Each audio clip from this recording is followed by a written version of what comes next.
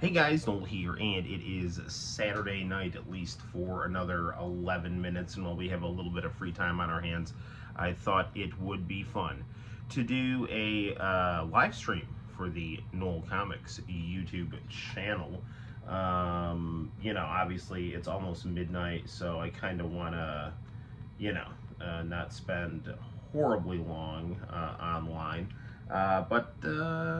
Nevertheless, we'll have some fun, do some chit-chatting, do some video games, and hopefully I can remain lucid for as long as possible. Well, I just got done watching Elimination Chamber with Santino. That was quite good. And for those who have been watching pro wrestling for, a while, I'm trying to find my coffee here. I can't find my coffee, but I can find my Mets Motorola Razr phone. So, what better way to kick off preseason than by calling someone on your Moto Razr? Yes, I will call someone who cares. Okay, so before I get into talking about what I'm going to talk about, I'm going to go grab my coffee. I will be right back. Don't go away. Hold on. Wait a minute.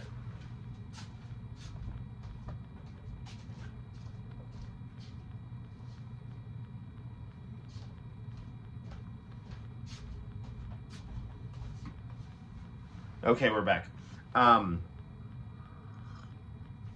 Okay.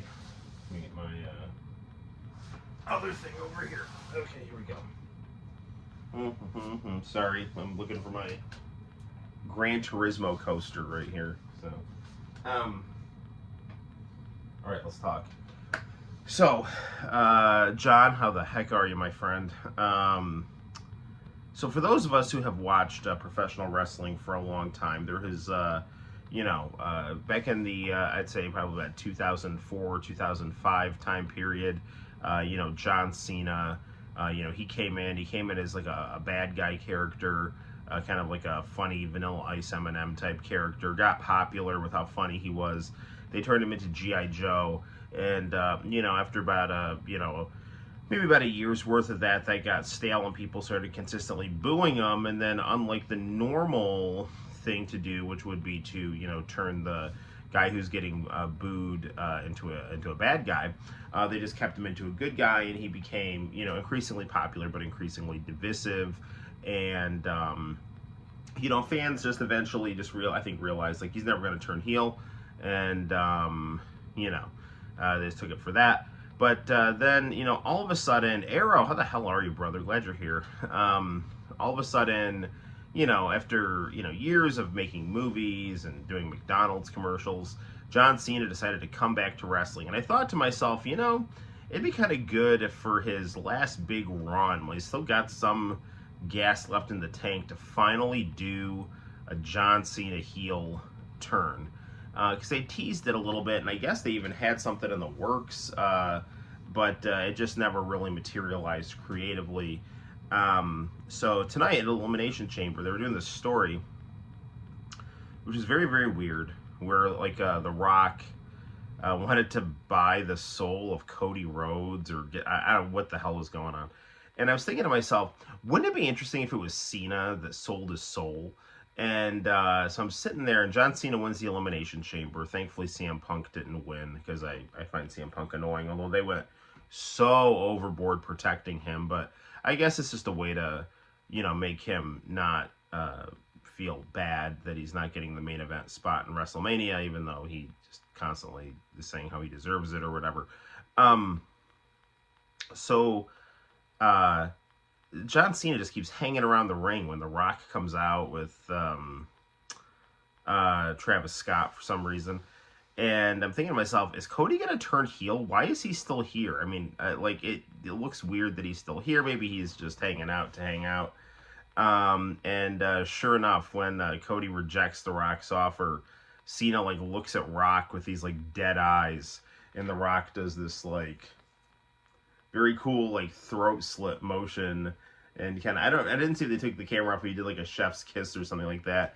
Cena drills him in the balls and starts beating the shit out of him, and it was just yeah, that is a good heel turn. And with Hulk Hogan, who's the greatest wrestler of all time, You know, when he did his heel turn, he went from being like a really over the top good guy to a really over the top bad guy. So he went from like superhero to super villain. With Cena, it looks like he seems to be going for something totally different, where he goes from being like the superhero, jort wearing, GI Joe fruity pebble eating, I don't know, jacked middle aged guy who dresses like an 11-year-old or something. I don't know. That's what I strive for. Although I'm not middle aged, I plan to live to be at least 120, and I'm only 42 right now. I'm going to be going undercover sometimes when I'm going driving. Okay. Very cool, very cool. Well, just be careful.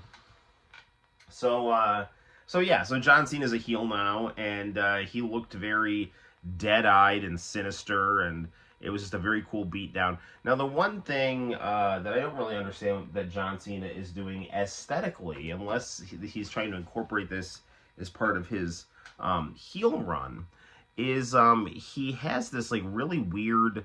It's not. It doesn't look like horrible or anything, but he's now got this like really really noticeable bald spot. I mean, it's like worse than Randy Savage's, and I mean Hulk Hogan is the greatest wrestler of all time, and he was just like super bald. But you know, most wrestlers like The Rock or Steve Austin or whatever, you know, when they go bald, they are like me. You know, like you go bald, you shave your head, and like the thing is with like John Cena, it's like he's had the buzz cut before, so, and he's like really buff, you know, so like I don't really understand why John Cena is like married to this idea of having a full head of hair and a bald spot. So, but maybe he'll change up his look. It'd be interesting if he kind of dressed like the prototype, you know, his persona from OVW. I do believe that when he did try to, he was like pitching the idea of like his heel persona. He had something about like he wanted to wear like a singlet, and he wanted to be very much like in inversion or an opposite of his character as the, you know, GI Joe Doctor of Thugonomics. So I wonder if that's what's going to happen, or if Cena was just kind of acting like a zombie to kind of seem like evil, which was cool for his character. Or if they're going to go back to the Doctor of Thugonomics or some kind of NWO thing. I mean, obviously, the really fun thing would be to have Hollywood Hogan be his manager. That could be fun, too. So lots of interesting stuff going on the pro wrestling front. I didn't see all of Collision. I had it on in the other room, but even though I like AEW better than WWE, this is WrestleMania season, and this was a big pay-per-view, so as much as I like AEW, Santino and I were just sitting on the couch eating popcorn, and then I'd just like kind of pop in on Collision here and there, and probably just catch a rerun on Max or something, or get the details on Dynamite on Wednesday. Anyway, so on the anime front, Dragon Ball Daima had its last episode today. Actually, it was yesterday. And I thought it was excellent. I think it's awesome that Akira Toriyama fundamentally fixed Dragon Ball GT with Dragon Ball Daima. He did a lot of the GT tropes. I remember hearing in an interview, I think it was with him, that the original plan for GT was to have it take place in between the end of the Buu saga and the last chapter of Dragon Ball Z manga with Oob. And so he decided to go for that, and then I think he decided to do things to address the big issue of only focusing on Goku, so he turned multiple characters into kids, so that would flow better and be a little more interesting. And then he brought out Super Saiyan 4, both in Kid Goku form and in adult Goku form, and so that's awesome that he worked Super Saiyan 4 Goku and Super Saiyan 3 Vegeta into the story. And Daima's got a really, lighthearted, fun, kind of goofy story, which is, I think what Dragon Ball GT was trying to go for. They were trying to, recapture that Dragon Ball vibe after Dragon Ball Z had gotten so popular doing these,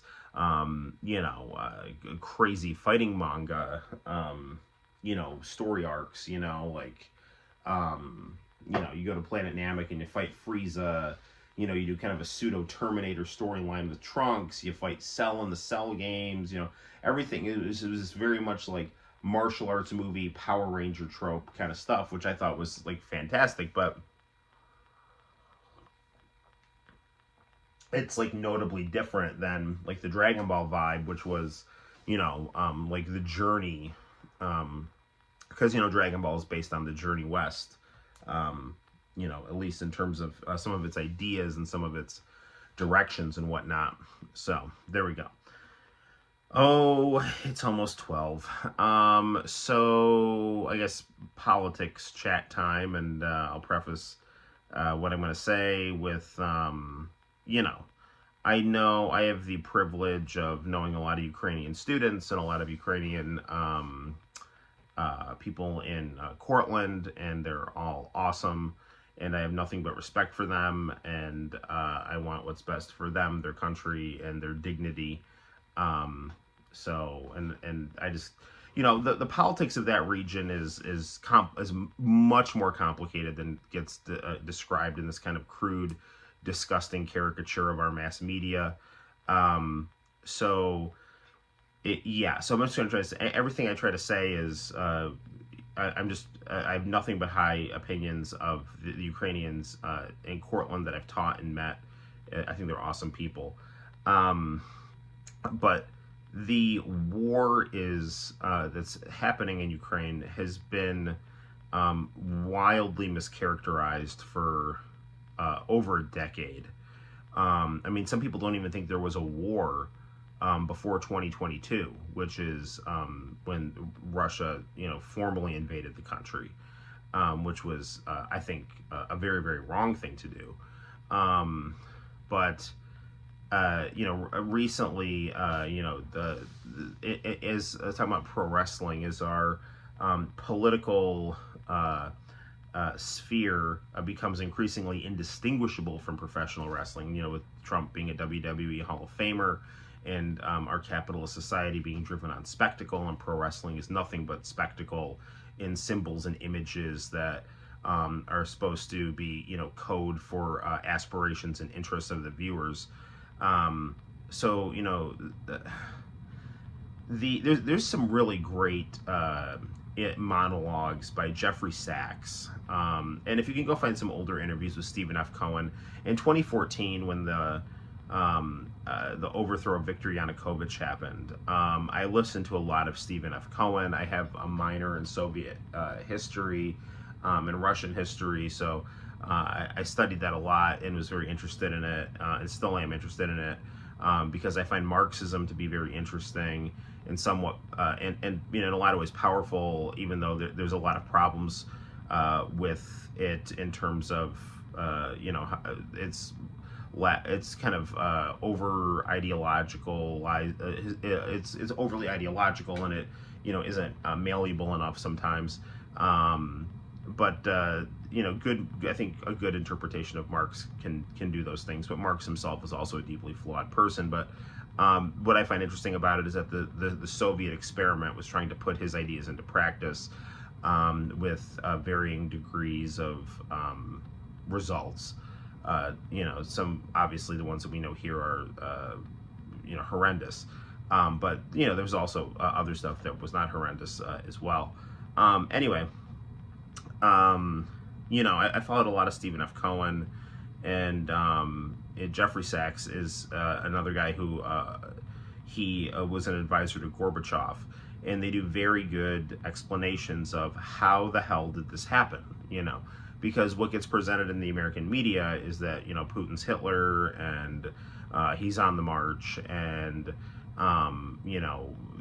like we just have to keep a war going for the sake of, stopping Hitler. And that is, I think, nothing to do with anything. There's another, I think it was John Mearsheimer that said Ukraine had been led by the United States down the primrose path. They were told repeatedly to take a hardline stance toward Russia. The United States had, I think, like a like a child with divorced parents cultivated conflict between the two parties in order to maximize its own interests and power, which I think is really sick. Because when there ended up being a lot of political instability with the tension over Viktor Yanukovych's more pro-Russia policies in 2014 that led to protests and threatened to topple the government.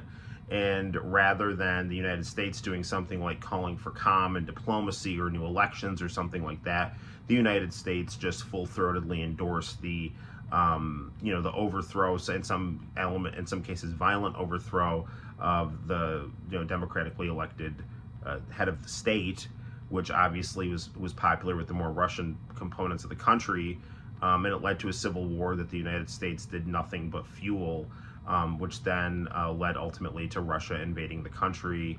And then the United States, constantly telling Ukraine not to negotiate. Boris Johnson telling Ukraine not to negotiate. I mean, this stuff is all documented. There's like video footage of it. There's phone calls recorded. I really do encourage you to listen to some Jeffrey Sachs, and there's a really good video that just does like a 30-minute survey, totally cited with the different video evidence and documents that are just, they put them on the screen. So, now, after Ukraine has worked itself into an impossible position by doing nothing but trusting a warmongering clique of neoconservative lunatics that have been running American foreign policy, they're just in a very, very, very difficult position. And, now Trump, is coming along trying to end the war, which I think the war does need to end. And I think the faster, and this is no disrespect to the people who have, fought in Ukraine and have died, but I think the longer this fight goes on, the weaker and weaker the negotiating position is going to be. Because, at the start of the war in 2022, you would have had a much better deal than you're going to get now, where you literally have very, like, what, so like the big thing I guess that came up was Zelensky and Trump got into, and JD Vance all got into an argument in front of reporters, which is wildly unprofessional and stupid on the part of the Trump administration to try to turn a discussion with another foreign leader into some kind of a media spectacle. And I think it kind of happened organically, but it shows some of the dysfunction of the American political system, that it's like, that is a discussion that I think needed to happen, where Zelensky and Trump needed to just air it out and just say, this is what I think, and get, just be very blunt with each other. But that is not the kind of thing, for the purposes of decorum or stability or diplomacy, that you do in front of reporters. So yeah, that was really dumb. So and I feel Zelensky is just in a horrible situation. I mean, and there's all kinds of elements within Ukraine that I think may very well be threatening him if he takes certain types of stances toward a more diplomatic solution. He was elected to be more diplomatic and bring peace. And now it's almost like he doesn't know how to do this, because he now has been, told constantly by the United States to fight. And the thing is, the more you fight, the more land you lose, because, it's just not a good matchup with the Russian military, because when the Russian military lost, they lost in Afghanistan in the 80s. And Afghanistan was armed by the United States, with our weapons and our Stinger missiles and things like that, but they had mountains to hide in. The geography lent itself to guerrilla warfare. So a smaller, weaker country can beat a bigger, stronger country, like Vietnam beating the United States, if there's places to hide. There's not that type of geography, at least not at any place that I can see in Ukraine, which is a modern industrial country. So it's just a really bad situation, where you have the United States stirring up shit at the expense of human lives, and now it's just a very contentious situation with really bad outcomes. And And I mean, the bad outcomes are going to be like Ukraine's going to lose a bunch of its territory. But the good outcome could potentially be that at least now you've stopped the killing, you can get some stable borders in place. I don't think there's any indication, despite what the mass media says, or I don't even think there's capability of this, that Russia, wants to like reconstitute the Russian Empire or anything like that. I don't even think they have the military power to do that. And I mean, if Russia really did want to, they could go plow through the whole country of Ukraine. But then comes the issue of why this whole war started was NATO being on Russia's border. And do you really want, now to have a hostile, occupied Western Ukraine, which you would have your troops in, bordering Poland, which is a NATO country, so the situation would be increasingly contentious, where you would get into a violent confrontation with a NATO country, which would then trigger World War III, which is why it's very important to just stop all of this immediately. And the fact that it got as far as it got, Putin definitely does bear responsibility diplomatically, and then obviously for invading. But I mean, the United States, in my opinion, was the people that led Ukraine to make horrible political decisions, and has done nothing but get drunk on neoconservative lunacy that Russia is just a gas station with nukes. No other country deserves anything other than to just shut up and eat our crumbs.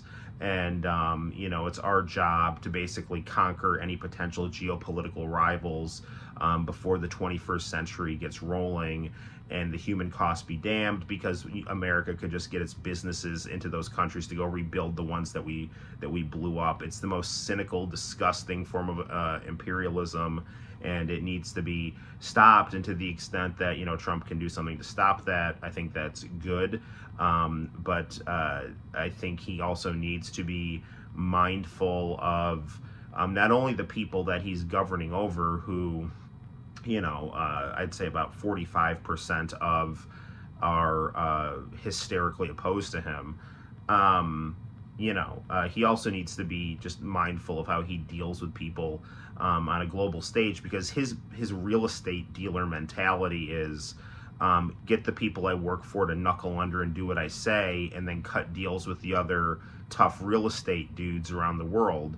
So, like I think he's being a dick to the U.S. vassal states, and then, so that they are compliant with him while he goes and negotiates with leaders that there would be, potential conflict with, to try to resolve those issues. And I mean, it's a business model being applied to diplomacy that hopefully will work, but I mean, it's already showing mixed results. It's like, yeah, you got a ceasefire in Israel. It seems like the Ukraine war is coming to an end, but like, what are going to be the aftermath? I mean, like, we have historically bad relations now with Canada. Like, how the hell do you piss off Canada that badly? Yeah, there's just kind of some of my thoughts on things, but the American mass media is also just horrendous. I mean, they're just so bad at analyzing current events. They're just all bought and paid for by weapons manufacturers and drug companies, and it's just my hope that the populace of the United States can hold their political factions' feet to the fire in terms of doing what they say in ethical ways, and to be the best versions of those things. So I can never find any nuanced takes on anything these days. Yeah, that's because there's no money in nuanced takes. Cable news is dying. The only people that watch it are old people. And it just old people and just crazy, political junkies in, I don't know, the margins of urban society. Like, it's a total dumpster fire. It's a decaying medium. And it's all just flooded with, ex-intelligence, vapid reporters, and people just doing, advertising for war and drugs. It's really a total indictment of American media. And I mean, I think that it's why you now have the rise of independent journalists like Glenn Greenwald or Aaron Mate, But it's totally led to the further atomization of society.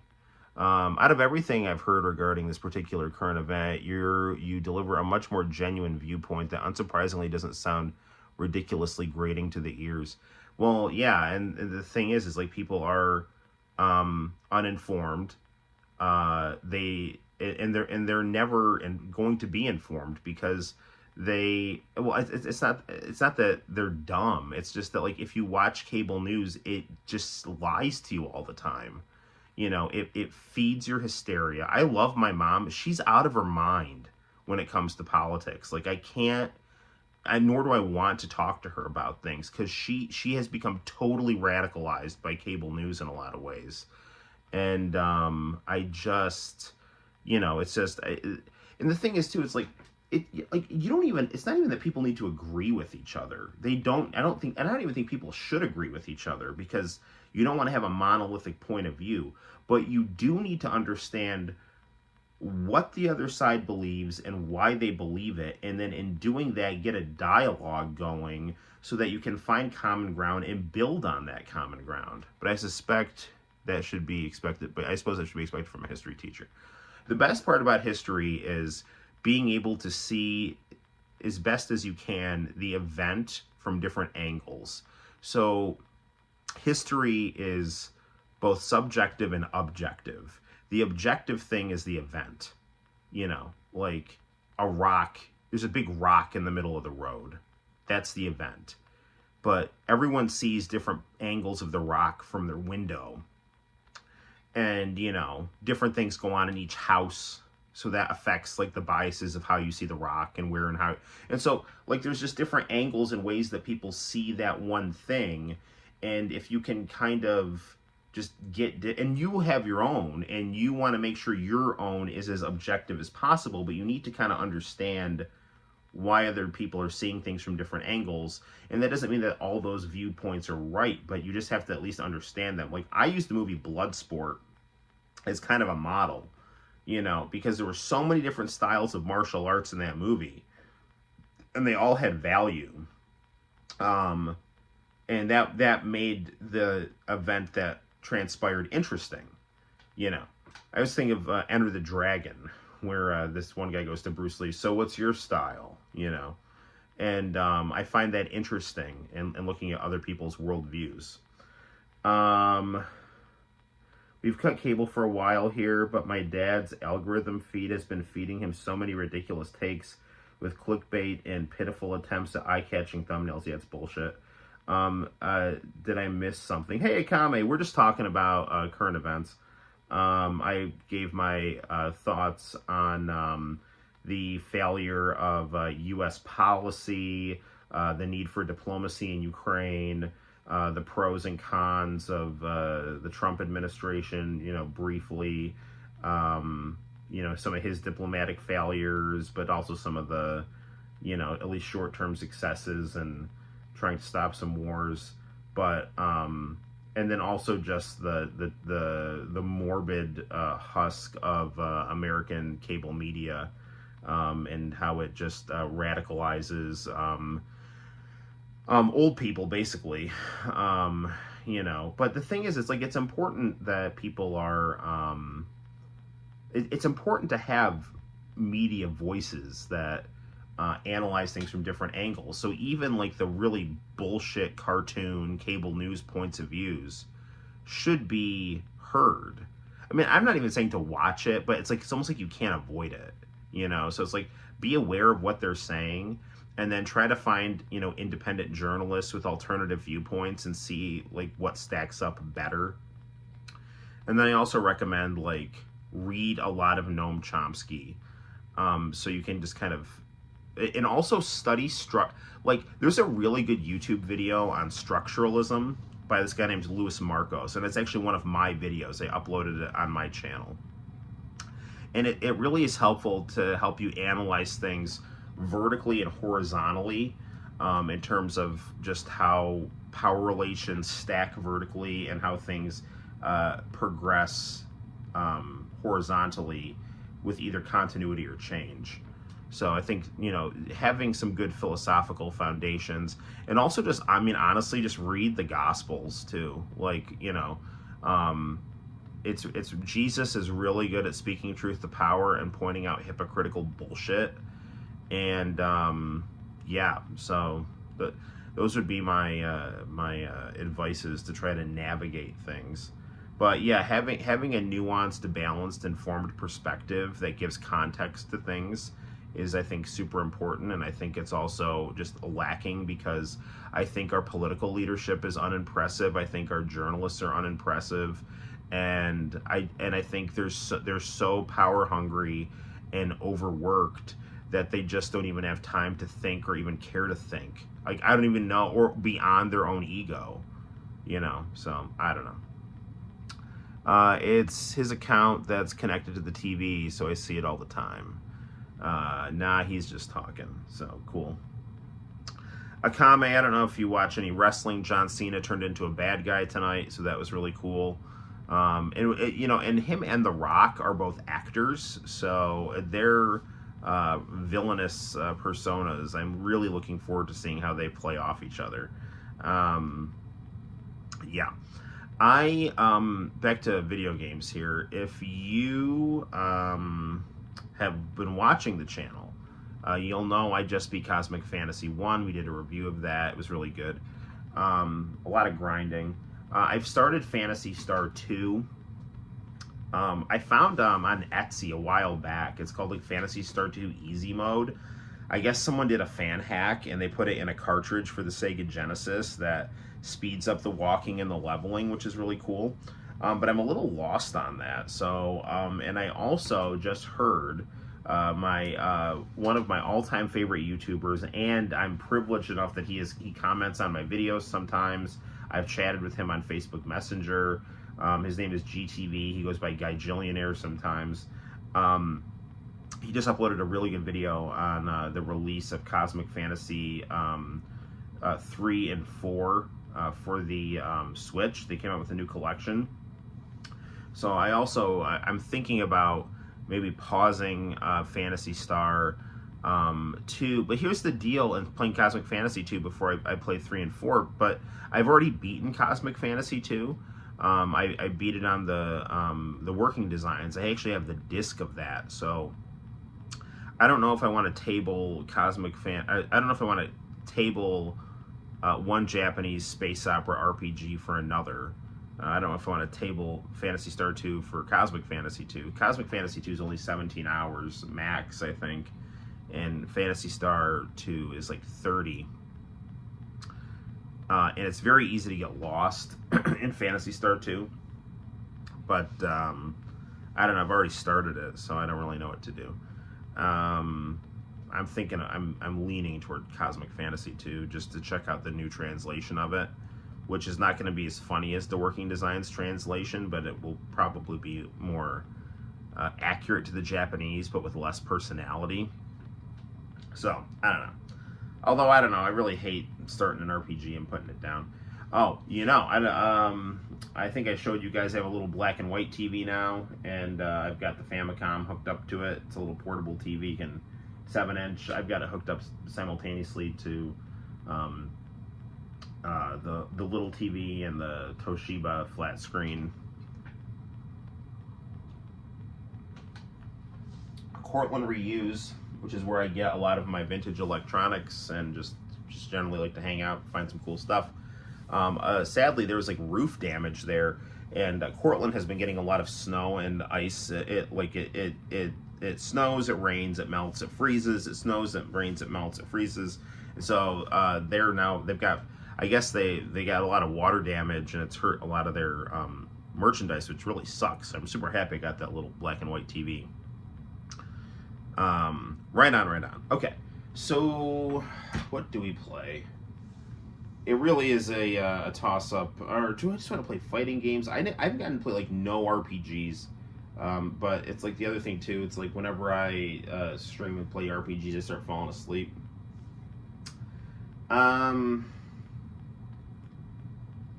let's try some Cosmic Fantasy 2, I guess. We'll do that. I'm just like I said, I have beaten the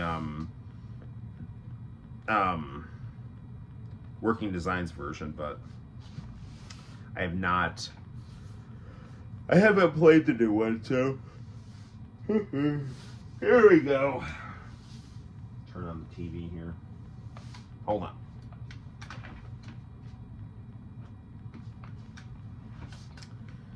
Do.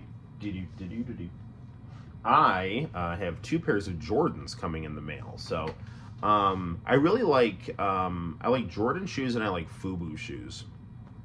The FUBU shoes are considered like not prestigious, but I like the FUBU brand because I grew up liking '90s music, and they look like Jordans, but they do these really interesting tweaks that I find sometimes to actually look better.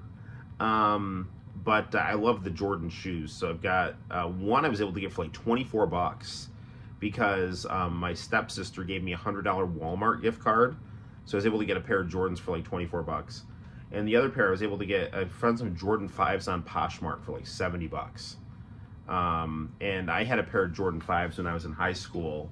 My cousin like played college basketball, but he was like benched. So he had a pair of all white and silver Jordan 5s, and he gave them to me, like hardly ever wore them. And I literally wore those shoes until they like dissolved.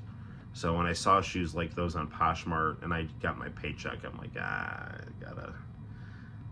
need to get that. My son lost his first basketball game today.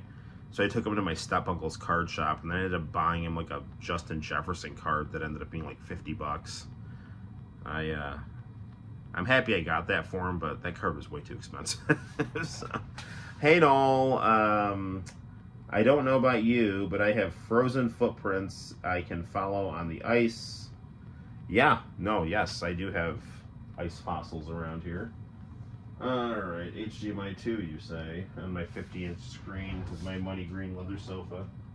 Got 2 rides, a limousine, and a chauffeur. Alright. At Cortland Reuse, the Mets Razor, right here. So, right on.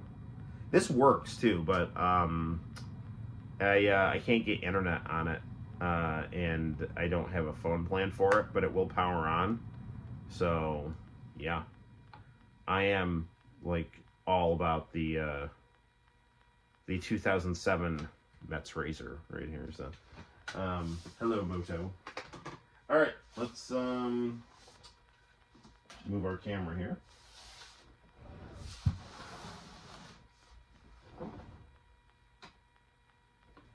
Do.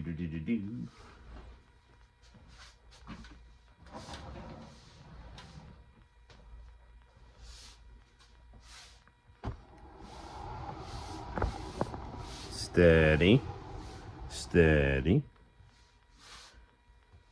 Nothing like Noel rocking the gaming chair. Yes. All right. What is going on here? Is Seraphina get me, like... What did she hit here? Online membership.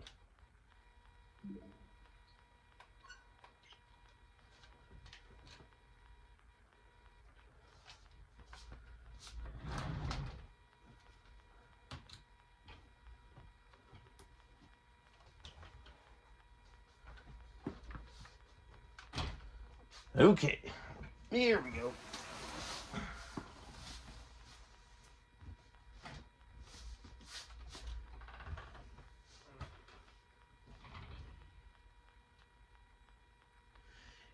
I think it can receive service. I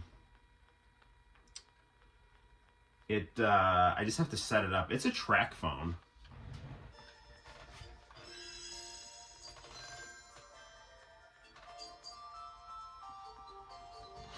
Let me lower this a little bit here. I don't want to wake up the family.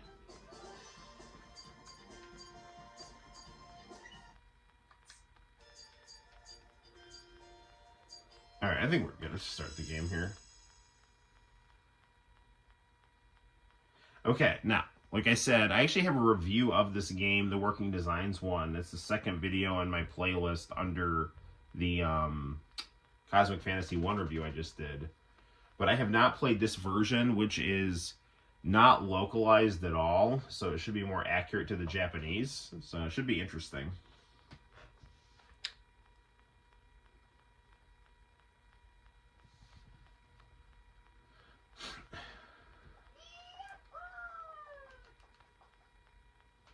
It's interesting because, you know, I've heard the Working Designs voices so much. It'd be cool to finally hear the Japanese.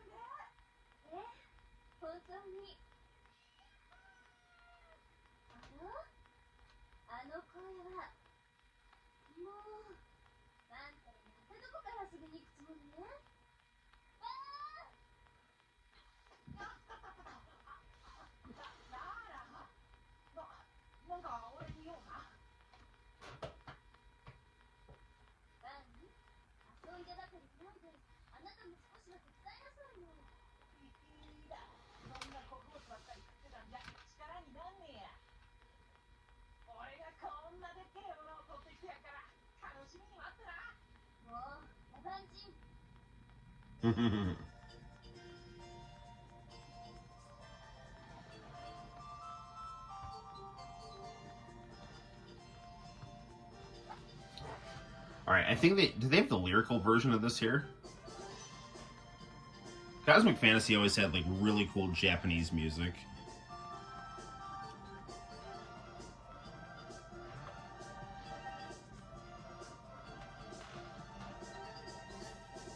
Yep.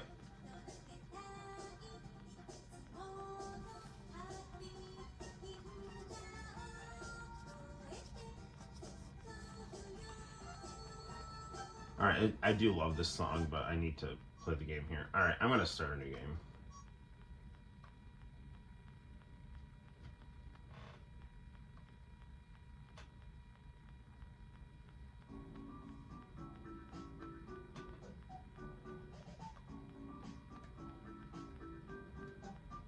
In the Working Designs version, the guy's like, hey, is that a spear in your pocket, or are you just happy to see me?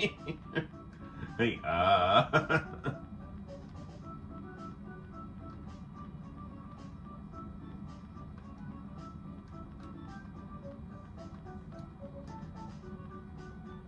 These games are very enjoyable. They do get very grindy, though.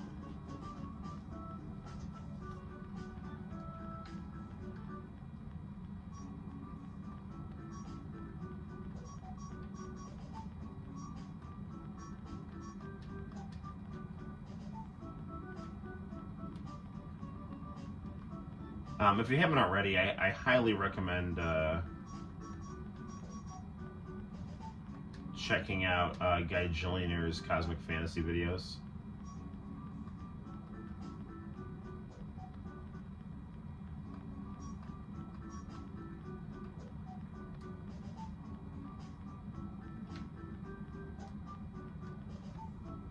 I do need to beat Phantasy Star 2.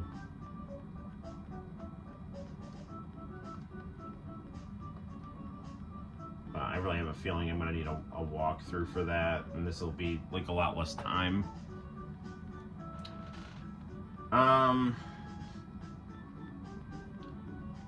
think I can just leave here.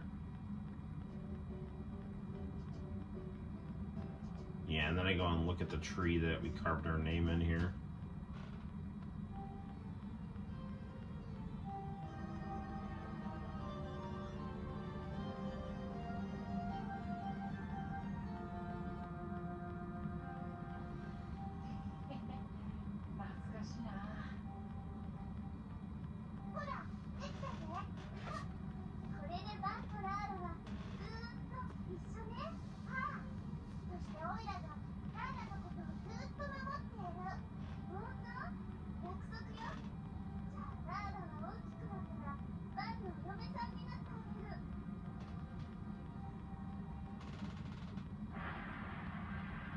Oh no. Well, that's always a bad sign.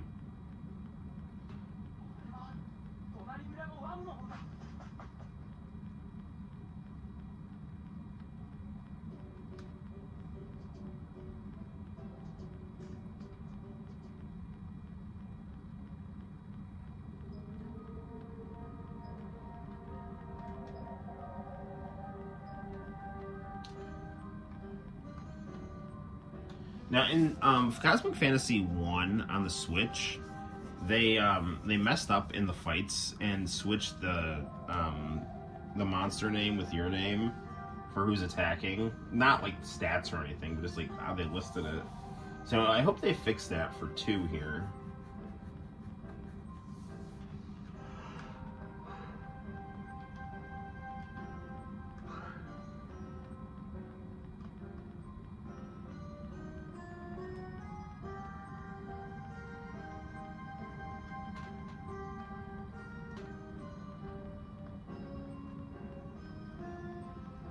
Game is one of the reasons I downloaded the Magic Engine. I bought the actual game off of eBay.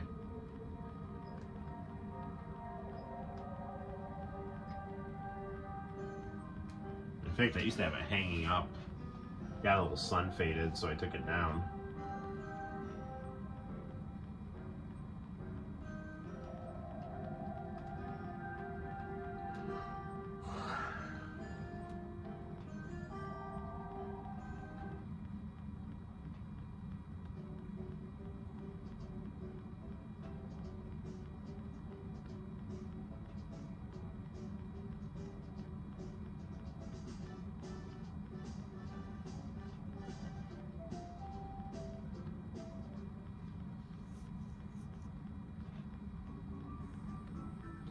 Nah, I guess things are okay. So I think I gotta go in that town and.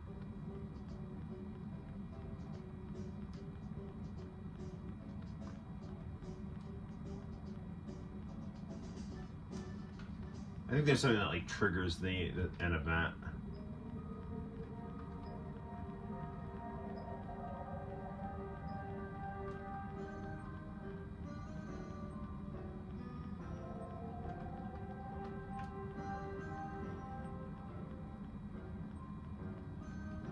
Come on, man. Well, no one's in here.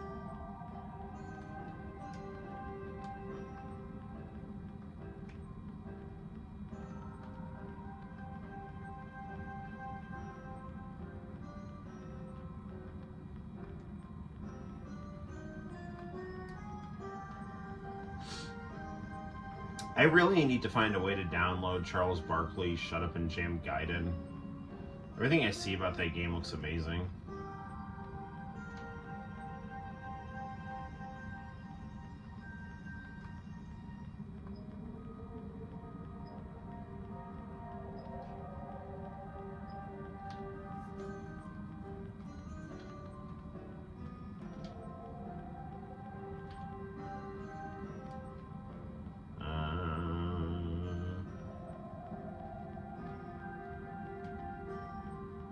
Something, I'm pretty sure one of these guys mentions Laura. Is it Larla or Laura? I don't know. The original one was like Laura. I don't think I've ever played any Cosmic Fantasy. I've only heard about them from Happy Console Gamer. Yeah, he's awesome. And like I said, GTV Japan does some good videos. And I also have a review of the first one and the working designs version of this one that came out in the early 90s, which I bought in the early 2000s. They were really good, big anime graphics. It's a lot of Dragon Quest level like aesthetic in terms of how you see the monsters, and there's grinding and stuff. Here we go.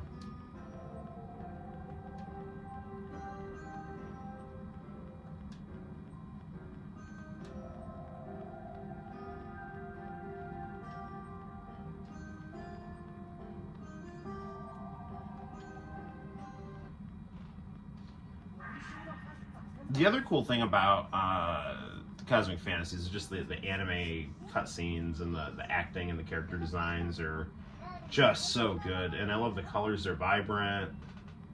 They're just easy to play RPGs outside of the grueling leveling. And the fact that when you die, if you don't save, you have to start from scratch, which really sucks.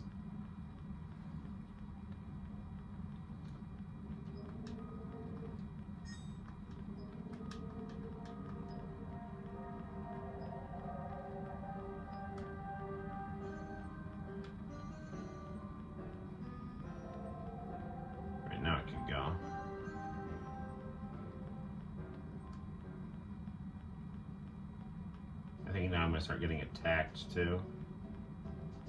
Yeah.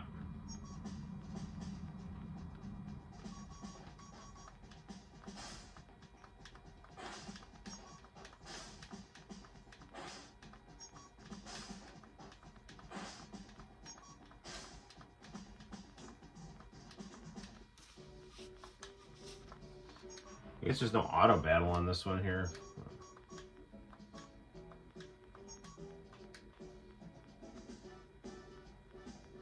Now, if memory serves me right, this is a good place. You level up like right in the town. There's an inn.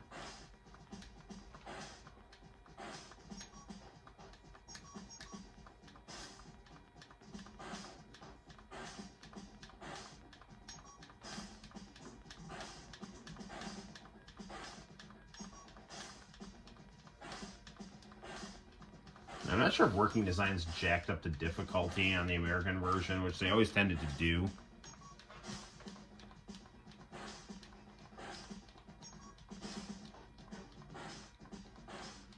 Oh yeah, I am totally in favor of like spamming grinding and over leveling and stuff like that. I think that's what you're supposed to do.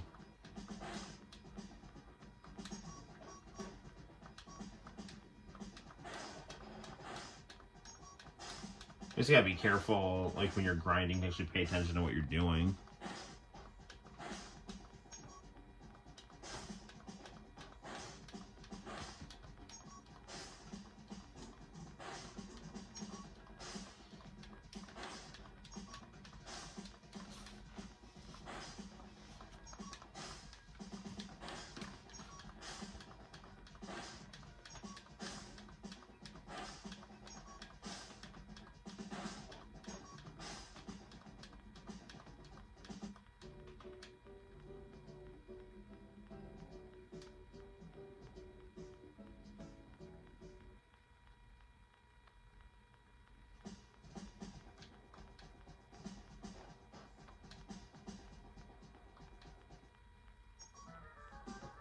Oh shit, is this guy the boss?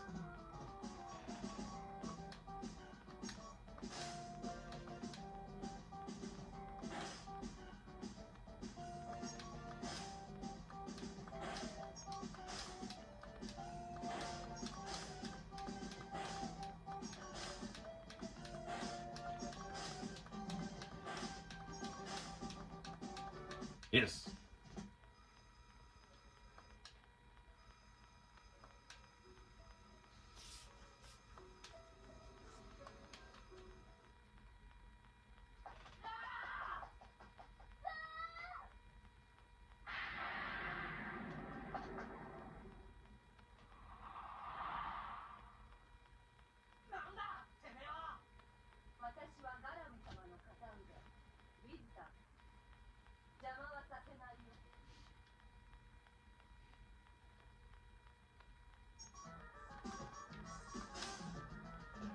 That's not good at all.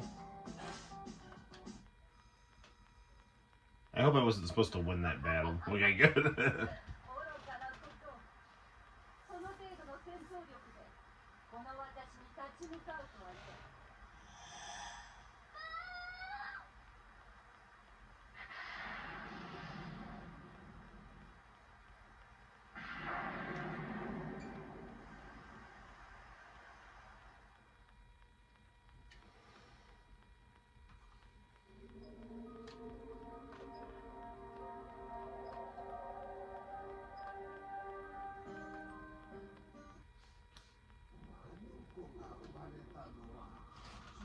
Yeah, another great thing about Cosmic Fantasies, the story just flows very well.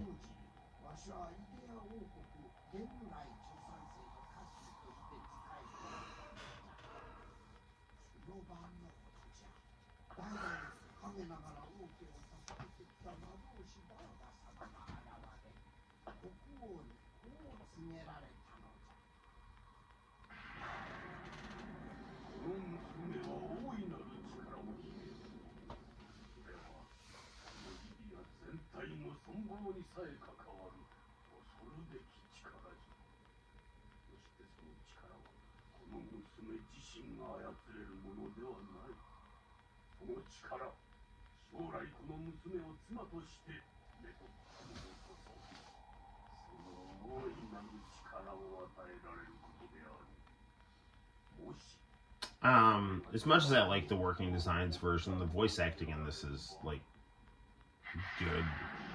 In Japanese, like it's a lot better. I mean, the American ones weren't bad, but I'm much more of a subtitle guy. But I mean, if you're busy, sometimes you need the dub. So you don't have time to look at the screen all the time.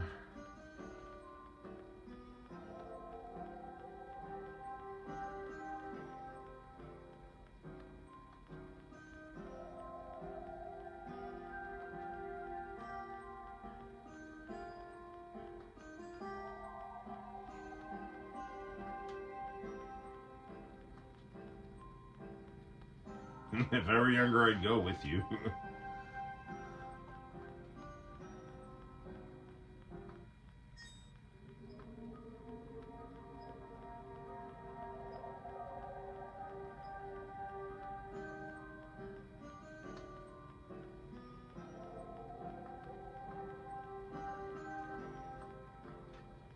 Okay. I remember in the working designs version, I had to grind like crazy in town, so I think they definitely like turned the difficulty up.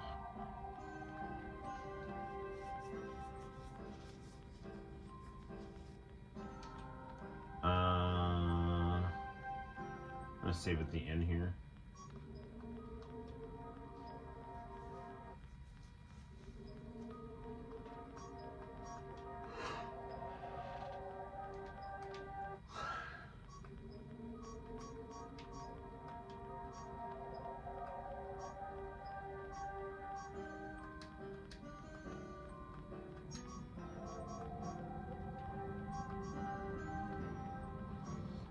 I don't know what's worth more, the knife or the spear. Let me see if the instruction manual says anything here.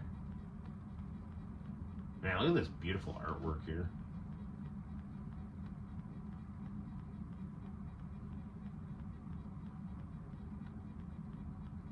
These are just some spells here.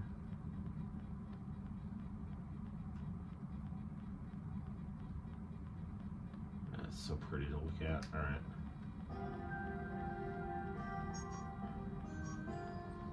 I guess a spear is stronger than a knife, so.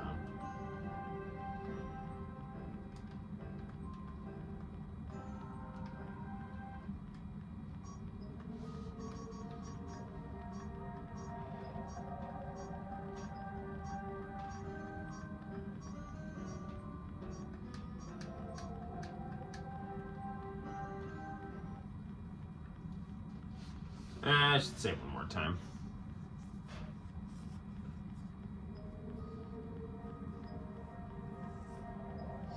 Good friend of mine that I've known for practically 3/4 of my life really hates grinding.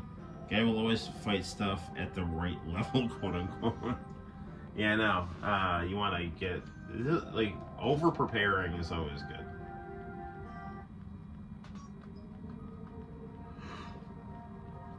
I mean, unless you can just, unless the game doesn't really require it, and then it's like, yeah, whatever. Just do your thing.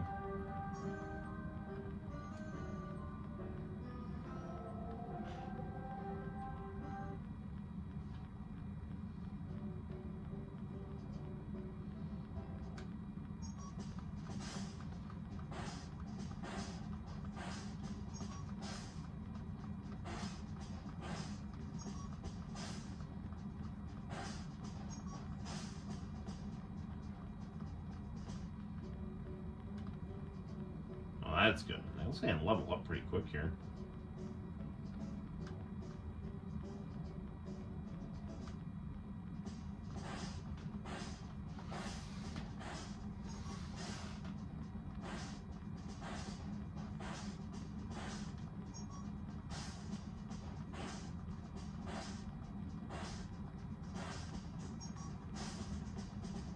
Oh man, I'm getting kind of tired. Do a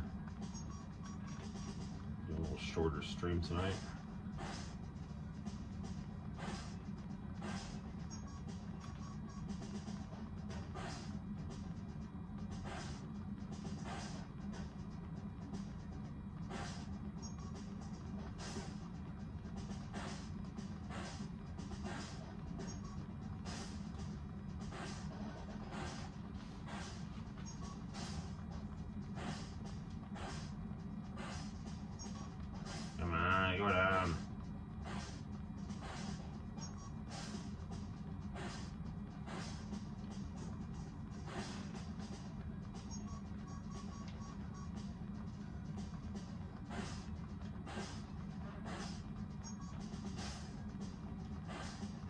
How is this thing still standing here?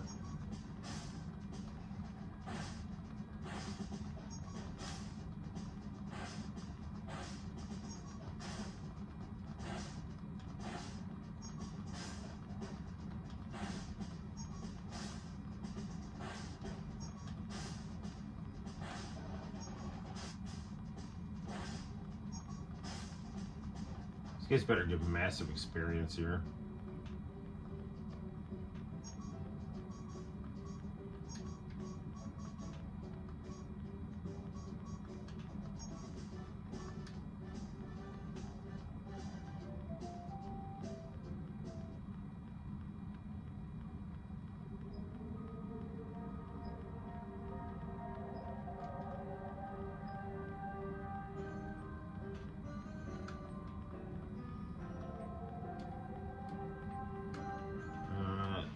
The lady said to keep going west, but okay, here we go.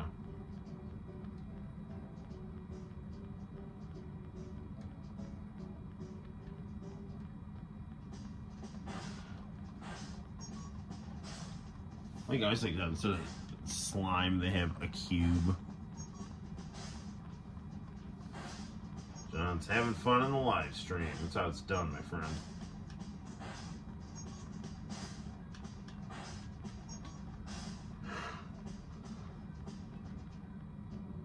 Alright, nothing like a good level up.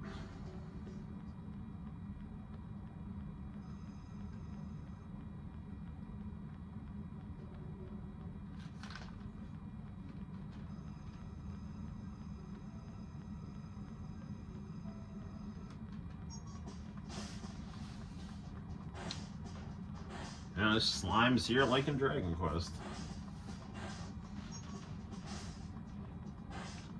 Yume wo shinjite.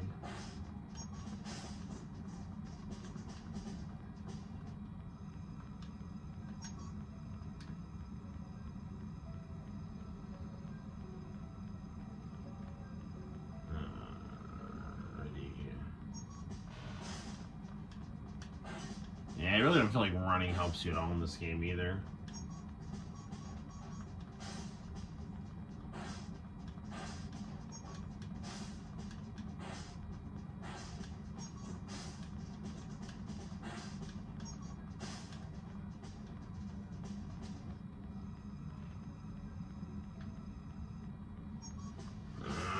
Of course, this encounter rate.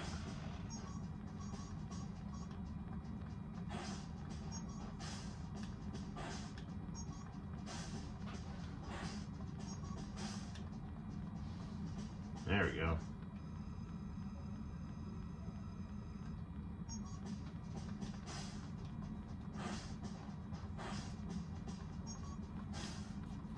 I don't know, maybe it's just me. I feel like the battles were a little more tedious in one. That's good that it seemed like they kind of toned it down a little bit here. Oh, the game is young.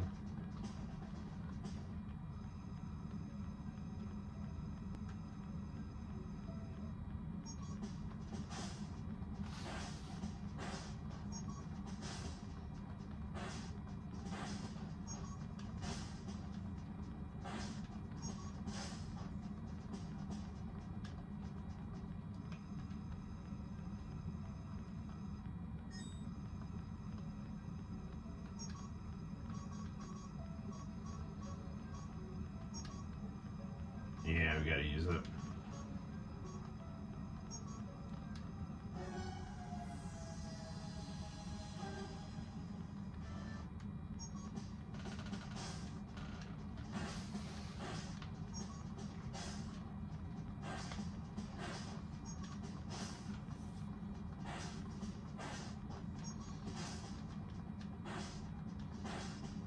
Go down, go down.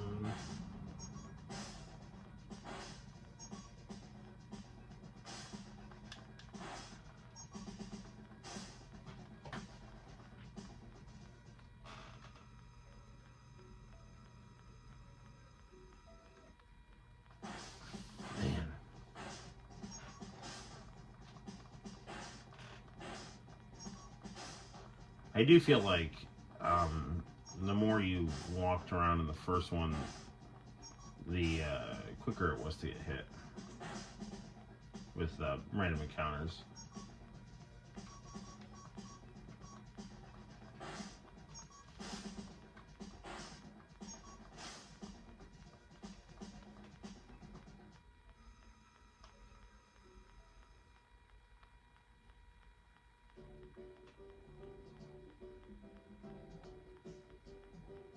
Ah, Sweet Town.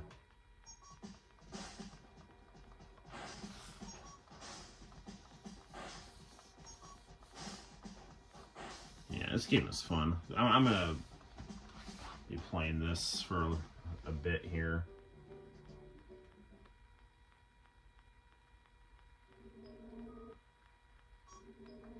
I mean, there's definitely trouble a brewing here, but I am going to save my game because I'm getting pretty tired here. So, all right.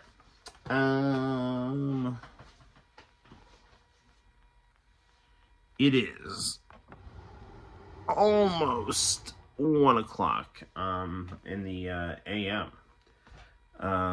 We've only been streaming for like an hour, but what do we do? Maybe I am getting pretty tired. I think I'm just gonna go to bed. I won't be any good to you. But yeah, so I guess this is well, do I want to do any VHS tapes or anything? I don't know, man. I'm pretty tired, so yeah, it's like almost 1 o'clock a.m. So okay, I'm gonna wrap it up for now. I'll be back, you know. Thanks for stopping by the live stream. I feel bad. I'm on the verge of falling asleep, you know. So I know I'm fine. I'm just tired. So I have to get up for church, and I'm just tired. So there we have it. Stay tuned to the Noel ComiX YouTube channel for more fun and excitement. We'll watch some international channel tapes. Probably start off the next stream with some international channel tapes. Well, looks like we're going to be playing some Cosmic Fantasy 2, you know, in the foreseeable future, but obviously not exclusively. We'll play lots of other fun things in the game room. And right on, I appreciate all your friendship and good stuff. Don't knock yourself out. Yeah. Oh, I'm knocking myself out right now. I'm ready to pass out. All right, so there you have it, guys. Until next time, guys, my name is Noel. You take care, and I'll see you in the very near future for more fun and excitement on the Noel ComiX YouTube channel. I'm going to get some Z's, and I'll see you all next time. Bye-bye.